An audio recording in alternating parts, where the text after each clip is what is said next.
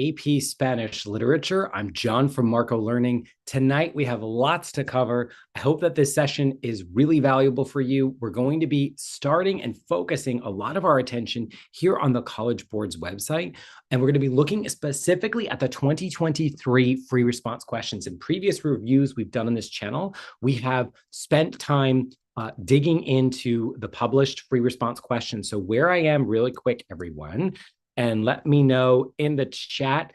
Let's see, I'm just looking at the chat real quick, where everyone is joining from tonight. But I'm here on the College Board's website. I'm going to go to the section that's about the exam. We're going to review just really quickly the exam format to get you all situated para mañana. And then we're going to take a look at those 2023 free response questions and how students made choices holding their pens, because this is always written in pen, that cost them points along the way. So that's going to be part of the point. And later, we're going to bring in Marco, who is sleeping at my feet right now. It's past his bedtime. For those of you who are on the East Coast, it's getting late. We're probably going to do about a half an hour in this review. And I'm going to do everything I can to make sure that I help you as much as possible. If you like this video, press that like button and let us know how we can help you. Okay, so real quick, the exam format, as you all know, multiple choice. This first batch is only 15 questions in 20 minutes. There's some audio text. It's 10% of your score. You're not targeting 100%. You're going after what you need to put yourself in a position for a high score.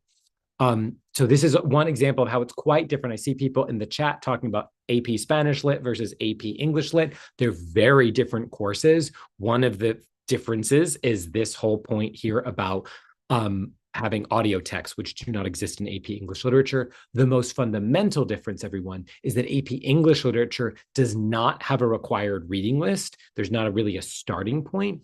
Of course, people will read a little Shakespeare or read some famous books like The Great Gatsby or whatever, but it's not required the way it is for this course. The next batch, 60 minutes or 50 questions, is 40% of the exam. It's going to be a whole range of readings from the required reading list, outside the required reading list, and one passage of literary criticism. So that's really significant that you're getting different genres. This, by the way, does not exist also on tests like the AP English Literature exam. You're not going to see literary criticism included in the test. So in the free response, we're going to get 4 questions. 2 short answer questions, also not an AP Spanish Lit. There's really no other exam that's quite formatted like this because remember, we don't have an AP French Lit exam or other things. So it's this really special exam. This is half of your exam score. They're saying you're going to do 15 minutes for each. So one is the text explanation. We're going to take a look at this example of that. The text and art comparison, one of my favorites. And then 2 35-minute essays. So you all know this, but I just wanted to refresh your memory. Let's take a look at the 2023 free response questions. Let me know in the chat, yes or no. Have you all spent time with this set of questions in your classes? I hope so. I hope this has been a useful tool for you as you've gone through the year. So that's why I want to go a little bit deeper. But yes or no, have you seen the 2023 free response questions? Are you familiar with them? Have you reviewed them and practiced them in class? And this will help me understand kind of who I have in the room with me. We're a nice small group here in Spanish Lit compared to some of the other ones. Okay. So this is 8 pages. This is literally what you will see. So for those of you who are saying no, which is about half of the group here, tonight, before you take this exam, is a good opportunity to get this format down. This isn't going to change tomorrow, all this stuff up here, right? And then you're going to see this very typical setup. So let's take a look. Question 1. And I'll put this, by the way, this is going to go straight in the chat. On these past weeks, great. So we're going to spend a little time here in this task, but then I want to look at some samples. So you need to identify the author and the time period of this fragment. Luego explica el desarrollo del tema de la justicia dentro de la obra a la que pertenece. Hechas, pues, estas prevenciones, blah, blah, blah. And we know we get this is, oh, this is Don Quixote chapter 2. So we know the time period, we know the text, but if, of course, you're going to know the author and the time period.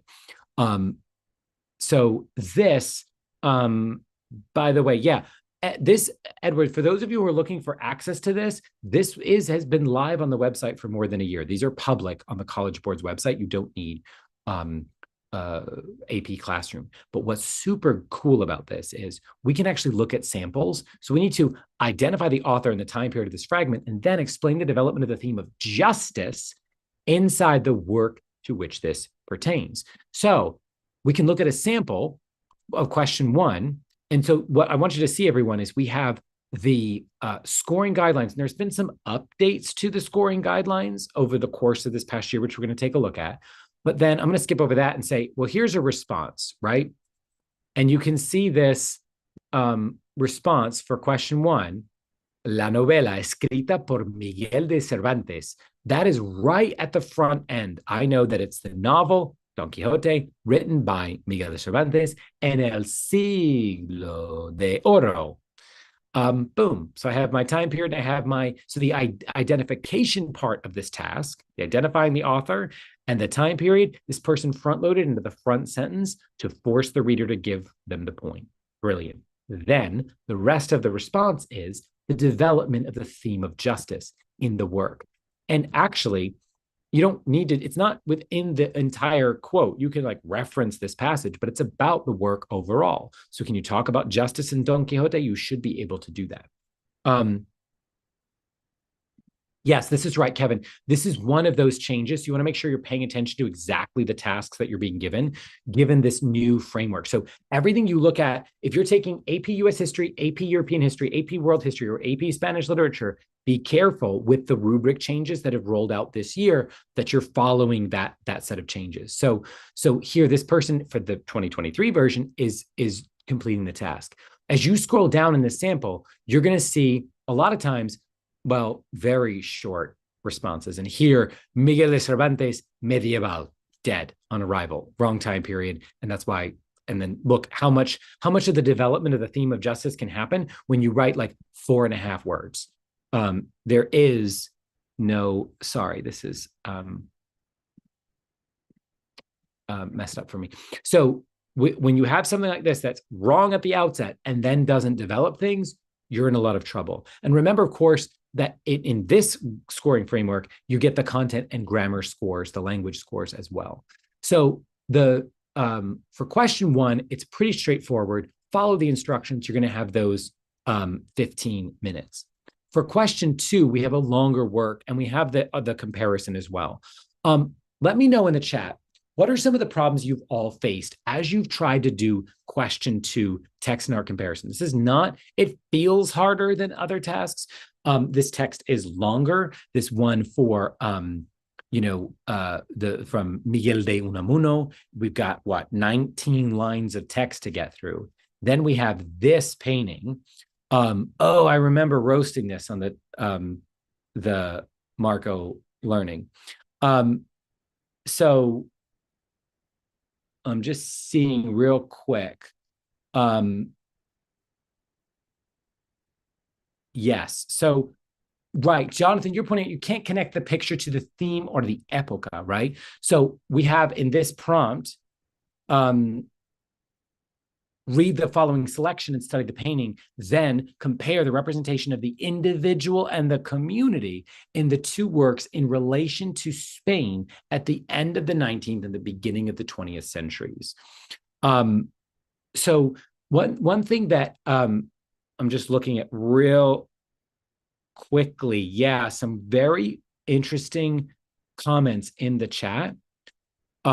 Remembering information about the time periods as much as you can. So it's 9:10 Eastern Standard Time, the night before the AP Spanish Lit exam. It could be useful for you to grab onto some small fragments and pieces of the Middle Ages, la época medieval, el siglo de oro, el boom, whatever the time period is, to make sure you have that content there. And maybe instead of trying to grab the entire framework, grab 2 or 3 of the time periods you think that refreshing can help with. One key thing about tonight is you want to right size your studying to exactly the sort of thing that you need to focus on. So sometimes by studying more, you actually remember less. So El boom. El boom is a fantastic word because it just makes no sense in Castellano, but I don't know. It's yeah. And in this painting, the individual and community, though, it feels like this is from 1926, the visit from the bishop. Here we can think a lot about individuals and communities based on how they've set this up. And good question from Jonathan here on where do we find the information on the épocas? And one place I want to take you all, I'm back on the College Board's website, everyone's favorite place to be, the course and exam description. Now you'll notice this says effective fall 2023. This is the one you want to grab. I'm going to put this in the chat, CED. And this course and exam description is like the guiding truth of everything that you're going to see on the test. So here are the different periods. And this is everything you're supposed to know, for example, about La Época Medieval, which, by the way, that was what I studied in college and graduate school. I trained as a medieval historian and scholar. I love that La Teoría de Tormes is here on the test. It's like the only time that medieval Spanish is important. So what you'll see this is really a guidebook for teachers. And you'll see, though, about, so how to prepare students and all of this. But then as we get into it, I want you to look at something, which is the list of the text that you have. But then you'll also see things in here. I'm going to go up to the top. So this lists all of the time periods themselves. But then I want to show you something else, which is here. So there's some charts on like core skills. Ignore all this. This was scary. The list of all of the different things, the different themes of the course. So remember, we know we've got these 6 themes, right? Societies and contact, the construction of gender, time and space, literary creation, interpersonal relations, and the duality of the self or of being. But then you'll see under each of these themes, here's some of the vocabulary words. So if you're struggling for vocabulary words, one of you wrote about struggling to find the words to say, this place, page 26 of the course and exam description, is a great place to go, because if you're using, let's say on the theme of la construcción del género, if you're talking about el machismo, you're talking about the right things. Or what about las relaciones sociales, or el sistema patriarcal, la sexualidad, la traición y la ruptura? These are the essential questions. ¿Cómo revela la literatura los cambios en la percepción de los géneros masculino y femenino? If you're addressing that question, you're on the right track. And then same things with the required readings. And then as we scroll down, I want to show you this. And in fact, I think Mr. Juanito has this exactly right. It's, I love this page as a friendly reminder for you all to look at the progression of literary terms. You can see those things. And then how all the different works slot into the different time periods. But this page here, which is page 23 of the course and exam description, shows from basic on the far left to more advanced terms. So again, this is a lot to look at the night before. So think like which of these tools will help address the particular need that you have, not some other thing that you need to worry about.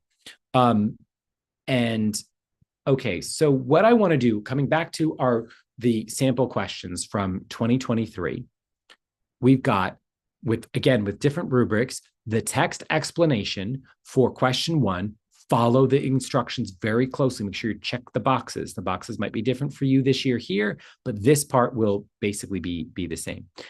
Here, the text and art comparison, again, in 15 minutes, make sure you're coming back to the prompt multiple times and thinking, what course theme are they getting at, right? If there are these specific course themes, and there are, sorry, I'm scrolling like crazy, and think about how is the question connecting to this?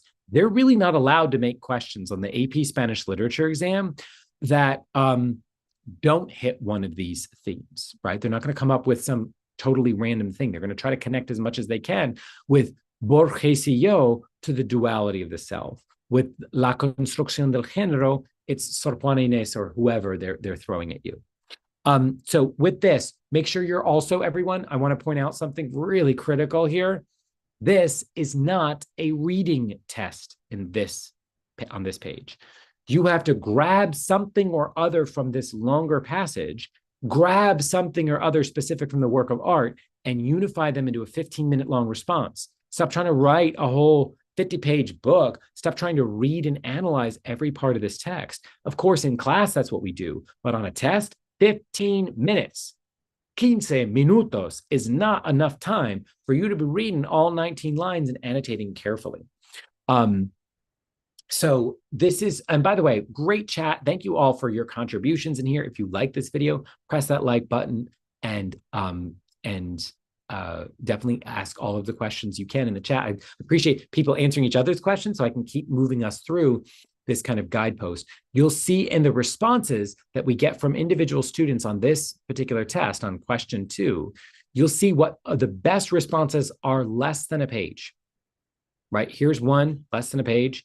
Here's another, ooh, weird handwriting, but half a page. And this second one, by the way, earned, let me just pull it up real quick, earned 2 out of 3 and 2 out of 3. So the first one, which I'm going to come back to here, is just under a page. It's a big, long, chunky paragraph that gets the job done. The second one gets 2 out of 3, 2 out of 3, and gets it done in a kind of a half a page. And then this final one, notice this final one has lots and lots of words, but it's lots and lots of nonsense. It doesn't specifically answer the question. There's huge problems with the language. And so that's what's holding them back. I would emphasize on this exam, the most important thing is the quality of the answer you produce, the quality of the language you produce secondarily, and then length as the third thing. And so for those of you who are native speakers, right, like one of you is pointing out, if you're a heritage speaker of Spanish, you want to make sure if your grammar's super strong and all your accents and pluperfect subjunctives are perfect, lean into that. If you need a little more time to double check that work, do that. If you're not a heritage speaker of Spanish, like me, you know, I started when I was 13. I took AP Spanish in high school and then went on to major in Spanish at NYU. I was very meticulous about all my accents and the technical components, but I also had to let go of that to get the flow state necessary to produce the essays that I need to. And great. So I wanted to next take you to question 3. Yeah, by the way, the AP Spanish Literature exam is tomorrow. AP Spanish Language is next week. So here, analysis of a single text. For me as a test taker, this is where the party's at. This whole big thing here, all 20 lines, is a problem for me because I can get lost in this and I say, oh no, I don't know what a particular word is here in the middle. I want to make sure I'm minimizing the time I have here. I get enough time to get something substantive, but I don't spin my wheels just reading and reading and reading and writing nothing. It's a balancing act, right? Here's the prompt. Analiza cómo nuestra América representa las características del modernismo y el contexto sociopolítico de América Latina a finales del siglo XIX. En tu ensayo debes comentar los recursos literarios del modernismo. Debes incluir ejemplos del texto que apoyen tus ideas. So, let's break this down. Analyze how Nuestra América, by José Martí, represents the characteristics of modernism and the socio-political context of Latin America at the end of the 19th century. In your essay, you should identify the literary literary devices and methods of modernism. You should include examples of the text to support your ideas. So, and let me just see real quick.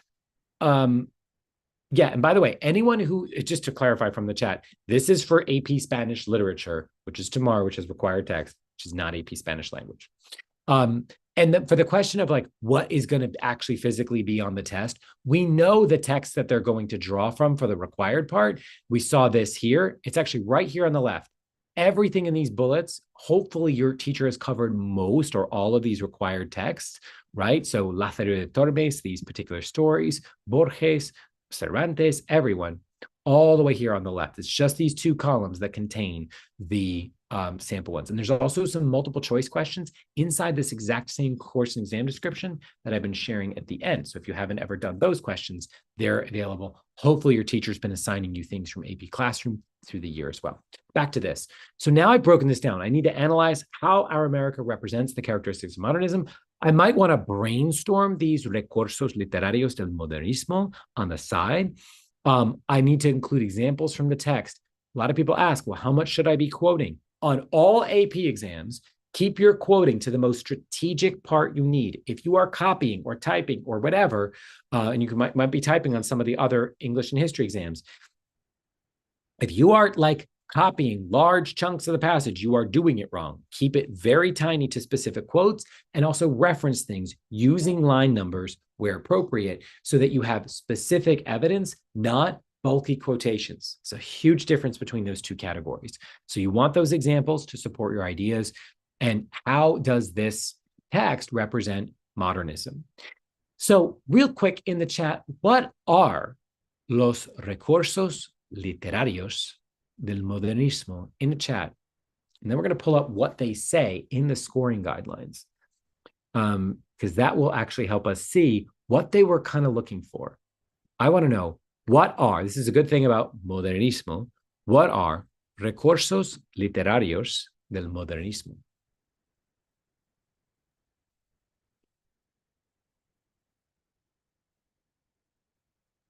And while you're doing that, I'm going to pull up the scoring guidelines. So again, this is a document all on the College Board's website, all for free, that explains what they told the readers how they should score this.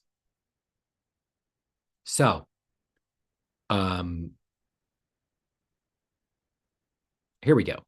Question 3 requires that the response accomplish several tasks. So we've been over this. Analyze how Nuestra América by José Martí, which is part of the required list, represents the characteristics of El Modernismo.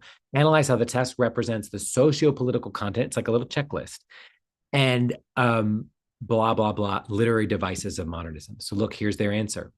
Here's the characteristics of modernism on the left, the socio-political context here. So this, if you are like, what is this even talking about? I have no idea. Grab these scoring guidelines for that PDF, again, on the College Board's website, and spend some time here. So let's look at these literary devices. It says, Martí's language is sophisticated and expresses his ideas with notable refinement. He uses metáfora. El premio de los certámenes no ha de ser para la mejor oda, sino para el mejor estudio de los factores del país en que se vive. So that's metaphorical language. Martí interrogates the efficacy. You don't have to use this language. First of all, it's English, but it's similar in Spanish, of a broken system that fails to properly educate the future. And here we have a rhetorical question. He enumerates things. We have a syndeton. We have the meta, which you don't need to know. The metaphor of the tree alludes to geographical reach, poetic prose, symbols, antithesis, repetition, anaphora, epithets, hypology, metonymy, elliptopon, historical allusion. You don't need all of these. If these English words are freaking you out, or you're like, I don't even know where to start with this in Spanish, remember, like I told you, there is this list right here that breaks some of these down. And if you're only over here on these two, you're not going to be able to move to this column in a night, but those are some of those things. So that's why, Kat, you're not about to fail. You are not going to be cooked or whatever everyone keeps saying. You're going to do great. And you're going to do great because you only need a couple of these. You know metáfora. You know pregunta. You know, what were some of these other ones I have? Simbolismo, right? Anáfora. And I'm just seeing real quick, experimentación poética, which we don't get. So they have this giant list for the readers to look at for content, and then they provide the actual breakdown in their rubrics. Again, these rubrics have changed, but we can see what's driving their thinking. There are some specific answers. A couple questions I have here. Can you say like broad terms like narration and setting and how they influence the work? 100%. Right. So if you're talking about narration and setting, that is, or anaphora, that's great. So don't feel the need. If you get in your head tomorrow and you're like, I need to say metonomia because the guy on YouTube said I had to, stop it. Go with what organically comes from the text. And if you're feeling the need to cram and get those words in, you have a list from the horse's mouth, the horse being the College Board. It's all right here, what you need. So the new rubric is available actually in this giant course and exam description. I'm just going to pop it again in the chat and I'm going to show it to you all real quick. I think, again, for last minute studying, I don't want you to get too lost in it, but it is an important set of changes. You don't want to go in not knowing the format tomorrow. So specifically, this is an interactive thing here. Let's go to the exam overview. Okay, so again, the breakdown is the same with the questions. Okay. Blah, blah, blah. Okay, I'm going to skip over all this. Okay. And we see, let me see where they have, sorry, I just want to get to the rubrics that are here. Give me 1 second. Okay, so here are the new rubrics. They start on page 195 that break down the content and language framework for the first question, the content and language framework for the second one, the 1 through 5 content here. So there's not enough time for us to spend our time going through all of this, but this will break down some of those key changes for you all. So zooming back out to this free response section that we're in, we've seen that there are these specific aspects that they're looking for you to do to identify literary techniques that were used, especially during this time period. And hopefully you've been linking those things as you go through the thing. But I will say, it's just a general rule, the part you control, regardless of what you learned last month or 3 months ago, the part you control is how many times you read the prompt tomorrow. How much time you invest in carefully reading here without getting lost in the details. What you do when you panic or freeze. If you have at any point during this school year kind of frozen up on a sample question, how did you overcome that and gain confidence again? How do you steer your ship around this? When you mismanage your time, how do you pause, put your pen down for just a second, think, how do I spend my time to get the most points I can get, right? You're not aiming for perfection. And there's a really good point here. If you don't know the exact word and you describe it well enough, you can still get the point. That's right. You will earn points for the quality of the response you have, not just because you said particular words here or there. Certainly, if you need to identify an author or a time period, that you got to get right. But that's basic knowledge. So read prompts multiple times, spend your time here thinking really strategically, and power through, because your actual execution is going to matter more than what you know or how good your Spanish is. You can't learn 300 Spanish words tonight. You can get tons of rest, get your mindset in the right place so that you're the best that you can be. So question 4, text comparison. So the format of this, of course, is comparison. It says, analiza el efecto de los recursos literarios que las autoras emplean en los dos poemas para desarrollar el tema de la construcción del género. En tu ensayo, compara la presentación de este tema en los dos poemas. Debes incluir ejemplos de los textos que apoyen tus ideas. So, break it down. We're going to analyze the effect of these literary devices that the authors employ in the 2 poems to develop the theme of the construction of gender. Again, one of the things we know is one of the 6 themes of the course. In your essay, compare the presentation of the theme in the 2 poems. You should include examples from both texts. One question here, Jonathan's asking, how do you connect the literary devices, structures, and cultural context to the epoca? Like, do we have to find connections within the fragment? If you can find them within the fragment, yes, because remember, one of the criteria here is, are you drawing from the text to support your ideas, right? Are you finding specific evidence in the form of short phrases, quotes, line references, and paraphrasing to describe what's going on and back up your ideas? So yes, that's right. We do not want to stress out. So good. Now, we have the first poem here, which is A Julia de Burgos. One thing I like to do on the test, for something this short, I like to read it out loud in my head. We call it subvocalization. And it's sort of like when you're like, right, to yourself. It's worth doing that, steering yourself completely around all the stuff you don't actually know, but like hear it out loud. Y las gentes murmuran que yo soy tu enemiga, porque dicen que en verso doy al mundo tú, yo. Mienten, Julio de Burgos, mienten, Julio de Burgos. La que se alza en mis versos no es tu voz, es mi voz, porque tú eres ropaje y la esencia soy yo. Y el más profundo abismo se tiende entre las dos. Sometimes you can kind of hear the literary devices. You can feel the tone, the magic that's being created by poetry. Poetry is a special alternate way of talking. And in Spanish poetry in particular, it has this beautiful kind of rhythm and cadence. English is a blend of like Germanic and French and Latin and all this stuff. And so it kind of undulates and moves around. Spanish has a more, to me, a more metrical quality kind of built in. So hear that meter, hear that rhythm, hear the music of the poetry a little bit without getting lost in it. Because like I said, you got time, you got to invest the time correctly. And so the one question there was, for which FRQs do we cite the text? They're telling you right in the question, guys. Debes incluir ejemplos del texto. Debes incluir ejemplos del texto. No debes incluir, right? So we get this like describe stuff, compare it, but you're a lot more general. You're really writing a big paragraph.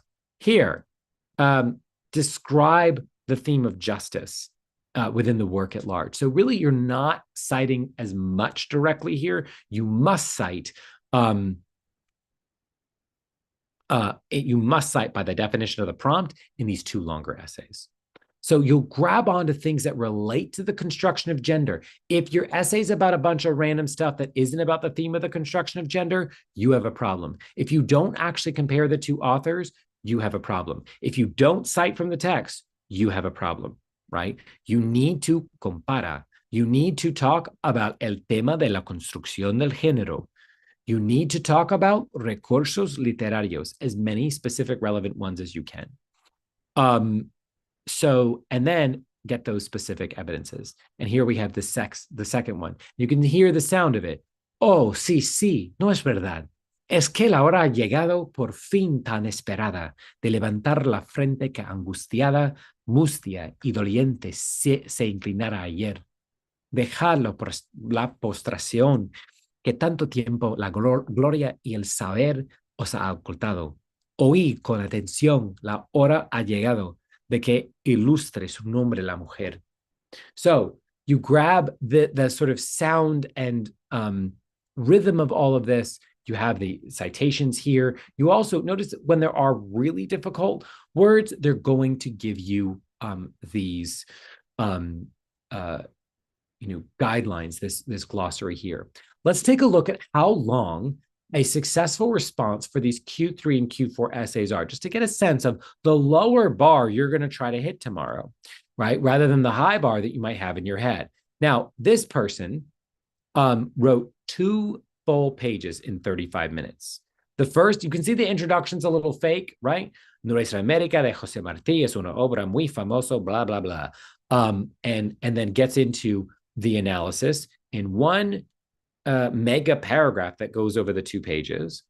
This second example, so this is goes on in larger prose to just over 2 pages. And then we have, this third example, which is, woof, look at this person.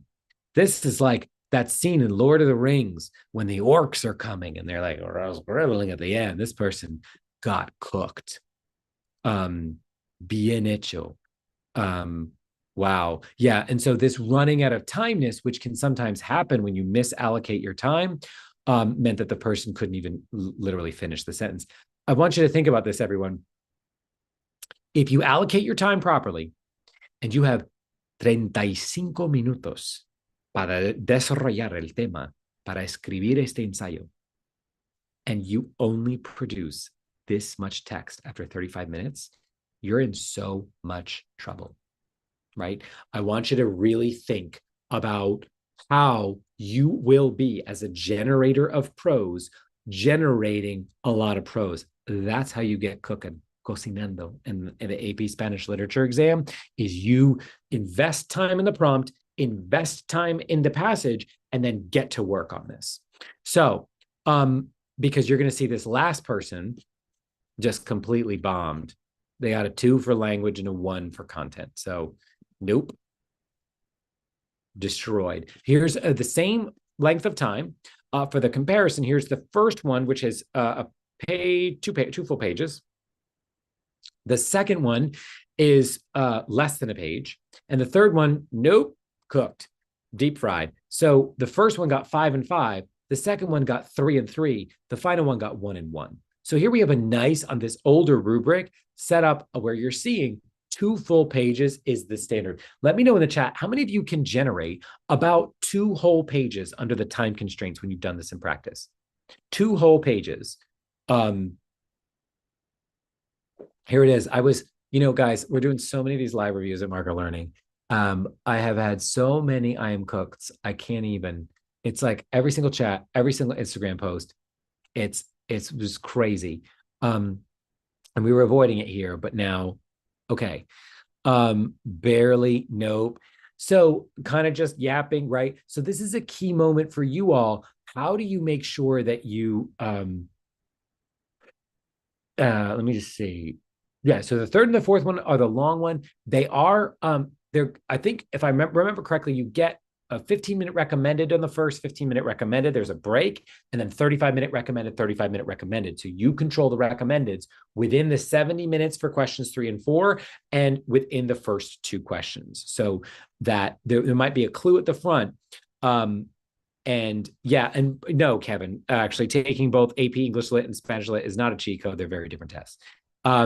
So, okay, great. Yeah, and so I think that's one thing for those of you who are yapping, watch the amount of filibustering and fakeness. The readers will see through this. These responses are not that long, and you can see that like we've seen some pretty long examples, and maybe this one was actually really good. So here's Q3, right? Length does not, this essay is 2 pages long, scores way lower than this one that's 2 pages long because it's about quality. Okay, so what I want to do as we wrap up here is answer any final questions you have. I do want to remind you on the Marco Learning YouTube channel, we actually have years of live reviews where I've gone through 2021, 2022, and 2023 questions. You have from AP Classroom video reviews, practice multiple choice questions. You've got the 2023 questions to look at with the new scoring guidelines. But I want to make sure you all have everything you need. So they tell you, yes, to Angeline's question, they will indicate to you when to move on, but where you have that one block of time, you can do what you like. So they'll actually, for example, break this down. No, so actually you're right. It's the 1 hour, 40 minutes is completely, it looks like a singular block of time. So it's 15 minutes each, approximately 30 minutes, 35 minutes each, approximately 7. One question here is asking about the listening section. I think the listening section is it's very small when you look at the whole picture of it. There's none in the free response, not like the Spanish language exam, right? But you'll only have these 15 questions. So take the notes and that you need, and make sure that you're capturing all of these, all the information that you possibly can. So, okay, great. Any other questions? Some of you, again, AP Spanish language is a totally different course. AP English literature is a totally different course. So yeah, Don Quixote is usually mentioned. It doesn't have to necessarily be, but I would say it's very likely at some point. Great. Let me see if there's any. Okay, let's take a look at the new rubric. I think this can be really valuable for you all. So I am at the end of this document, okay? The course and exam description. The course and exam description. So I'm going to go back real quick. Let me clear up my little slides here. Keep that, get rid of this, get rid of this. When you go to this page, and you go to the courses and exams, look what happens when you land on the AP Spanish literature page. Okay. It says scoring guidelines. We've updated the AP Spanish Literature and Culture scoring guidelines for the 23-24 school year. This change only affects the free response scoring with no change to the course or to the exam. The exam format, the course framework, and skills assessed are the same. So everything that you have studied and everything you've seen is still relevant, but there are some revised scoring guidelines. So we take a look down here. Okay, for this first question, when applying the scoring guidelines, the response does not need to meet every single criterion within a column. You should award the score according to the preponderance of evidence. So it's a little bit holistic. It's a little bit of a vibe rather than individual points. So you will earn for content a 1 if, well, first of all, you can earn a 0 if you just submit nothing. The response addresses the theme in relation to the text, but any evidence is irrelevant. It may correctly identify the author or the time period. That's a 1 out of 3 in content on that first short answer, the first 15-minute prompt. Then here, the response explains how the theme is developed to the text using relevant evidence from the text to support the response. It correctly identifies the time period, may identify the author, and then it explains the development of the theme. 0, the response is so brief or so poorly written as to be meaningless. Boom, roasted, cooked, right? If you write something so short and irrelevant that the College Board calls it meaningless, you will get a 0. Also, if you write in English, that ain't it. So, or is otherwise off task. So if you just restate the prompt, response that receives a 0 in content must also receive a 0 in language. So that's just a little bit how this is set up. This is very similar. And then the language is general. What I want to look at, I'm going to fast forward to question 3. Okay, when applying scoring guidelines, not everything, blah, blah, blah. Literary devices can include rhetorical, stylistic, or structural features. So that's where things like setting, characterization, trama, plot, whatever you want to talk about that's relevant in terms of literature can work. Here, to get a 5 on the analysis of a single text, the essay explains how the text represents the specified topic as well as the given cultural context using relevant evidence. The essay explains how the text represents the specified period. So it's, think about like in all of these AP tests, the what of it, it's by Miguel de Cervantes, is one thing. The how and the why, the analysis, is where these points are really emphasizing. The essay discusses literary devices or multiple examples in the text. Okay, the essay is organized with a statement of purpose, thesis, a coherent structure, and a logical grouping. So if you notice, the sample last year was getting full credit, but didn't have the thesis and the logic to back it up. The explanation is back. So we want a real essay with more clearly defined paragraphs that checks all the boxes from the prompt, but actually stands as an essay on its own. And then we see similar stuff about vocabulary is varied, control of syntactic structure is conventional. The better the language, the higher the score. Same thing here. The essay, if you compare the theme, this is for the text comparison, the content. The essay compares the theme, check. It explains how literary devices and is organized. Now, one question that Diego just asked is this: do we get points off on our essays if the literary devices we find are not super advanced? It's not that you're getting points off. It's, as they said, it's the preponderance of the evidence. So the more real literary devices you identify, the more specific and advanced they are, the richer your evidence and the more organized your essay, the more you move from this territory of a 3 up to a 4 and 5. And the thinner your evidence, the fewer your examples, the weaker the setup, the less organized, the more you move this way. So, everyone, it has been wonderful working with you all. I want to see some sheep emojis in the chat. Porque tenemos Marco, nuestro mascota, nuestro fundador. Marco, come here. Venga, Marco, come on. Ven aquí. Do you want to say hi to everyone? I think you do. I think you want to say, hola, bienvenidos. Espero que cocinas mañana. There he is. I'm seeing sheep in the chat. Marco, te amo. Take a seat. Marco, siéntate. Siéntate, Marco. See? Good. Good boy. Now, give us a paw. Give me your paw. There it is. He's saying, everyone, you are not cooked. You are not bien hecho y cocido y asado. You're going to do well. He wants his treat. He's saying, ¿Dónde está la comida? ¿Dónde está mi merienda? He doesn't speak Spanish, which is why he's looking at me like that. It's not bilingual. You should see the look he's giving me. This is a look of hate. This is a look of where is my treat? ¿Dónde está? Look at him. Should we give Marco a treat? There he is. I'll have to give him a treat afterwards. I don't realize I don't have any in here. So he can, yeah, you know what? So if you're worried about your Spanish, if you're thinking my Spanish isn't good enough, take a look into the eyes of this one. He can't. That is the face of somebody who's going to get a 1 on AP Spanish Lit and fall asleep during the test, but you're not going to do that. So everyone, just as a word of affirmation, I want you to say in the chat, I am not cooked, because I'm so sick of Gen Z telling me they're cooked and everything's fried and deep fried and ruined and incinerated. You're going to do amazingly well. I am not cooked. You're going to trust the wisdom and the judgment and the hard work and the reading and the thoughtfulness of everything that you have done this year.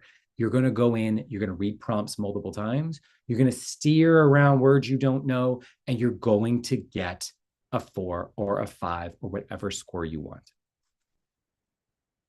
Te amo. I hope that you guys do amazing things tomorrow. Come back, tell us on Marco Learning on Instagram and TikTok how it's going. And stay tuned. We're going to be doing live reviews in all of the other 10 subjects over the course of this weekend and next week. So